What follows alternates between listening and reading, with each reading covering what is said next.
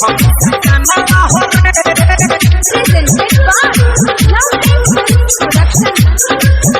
बरमांगतिया देखो मुस्कानवा हो रे। आप सुन रहे हैं अमित पटेल की आवाज में।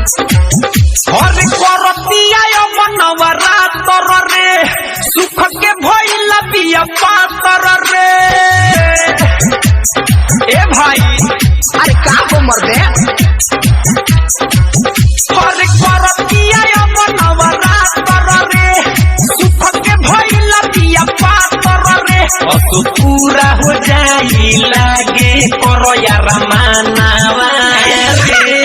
अरे लगन चर्चा रहेगा हाथ पियराएगा मुस्कानवा को उठा के डोली में बैठा के अरे दूल्हे राजा ले जाएगा। आहा के रोजा देवी माई के ध्यानवा रे। बरमांगतिया देख मुस्कानवा रे।